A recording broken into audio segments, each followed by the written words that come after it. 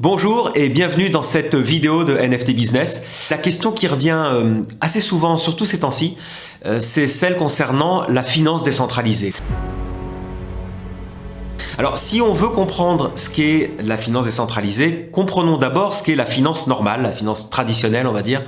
Cette finance traditionnelle s'appuie sur les banques principalement.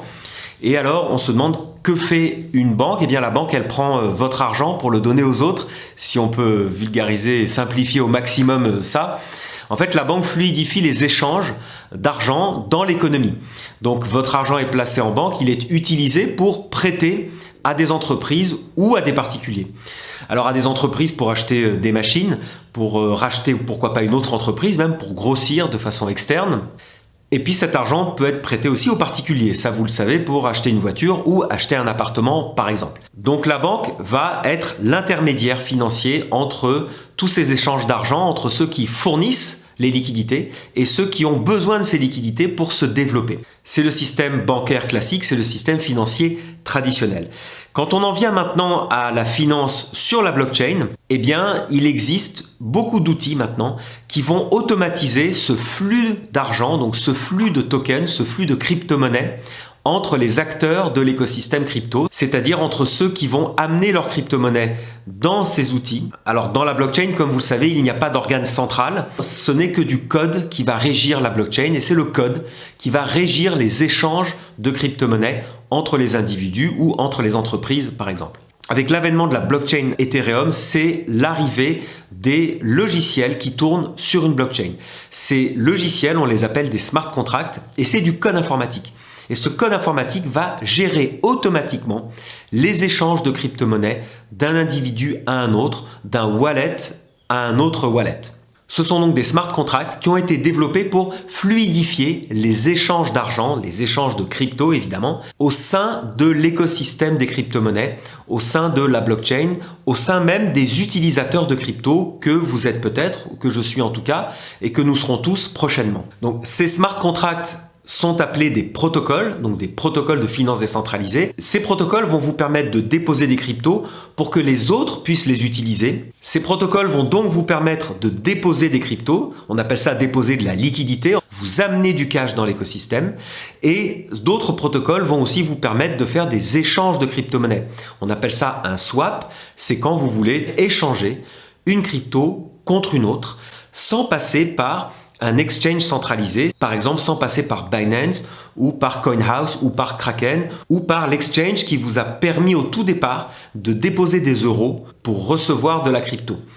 Cette fois, vous passez par un protocole décentralisé, c'est-à-dire c'est du code informatique qui va automatiquement gérer votre échange de crypto. Ce code automatique, qu'on appelle un smart contract, donc un protocole de DeFi, va vous permettre aussi de faciliter le stacking. Ce qu'on appelle le stacking, on a fait une vidéo là-dessus, mais je vous rappelle ce que c'est la possibilité pour vous d'amener des tokens auprès de validateurs de blockchain. La plupart des blockchains aujourd'hui sont en proof of stake, c'est-à-dire en preuve d'enjeu, et les validateurs des blocs ont besoin de beaucoup de crypto pour avoir la chance de valider un bloc et recevoir la récompense de la blockchain. Donc vous pouvez amener vos cryptos dans ces validateurs qui sont gérés par des smart contracts. Une fois encore, ce fameux code informatique, ces fameux logiciels qui tournent sur la blockchain. Il y a maintenant pas mal de subtilités dans le stacking. La principale évolution du stacking, c'est ce qu'on appelle le liquid staking, c'est-à-dire que quand vous déposez vos crypto-monnaies, on vous donne un reçu. Le smart contract vous donne un reçu de dépôt et ce reçu de votre dépôt est aussi un token.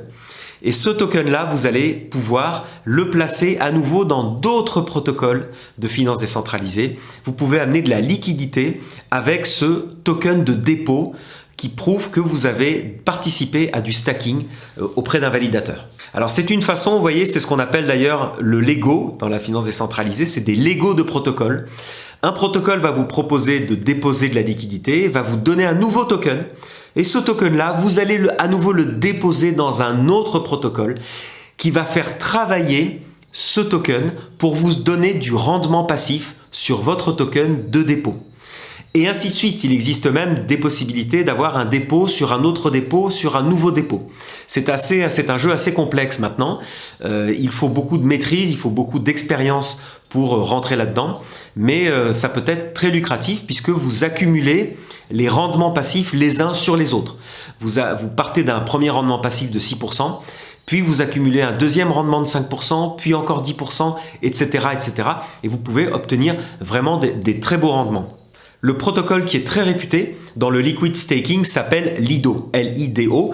Il a lui-même un token, vous pouvez le trouver sur CoinGecko ou sur CoinMarketCap. Chez Lido, vous pouvez stacker pas mal de cryptos. Les plus célèbres sont Ether et Matic. Et ce protocole Lido encourage les particuliers, encourage les détenteurs de crypto-monnaies à déposer leurs cryptos dans les protocoles de stacking. Ça fait que ces crypto-monnaies encouragent, facilitent la maintenance des blockchains Ethereum et Polygon pour Matic et encourage les validateurs à accumuler le plus de cryptos possible. Ce qui fait que ces crypto-monnaies-là ne se retrouvent pas sur le marché, donc elles encouragent moins la spéculation puisque elles sont placées dans un protocole de finance décentralisée, elles sont placées dans un smart contract.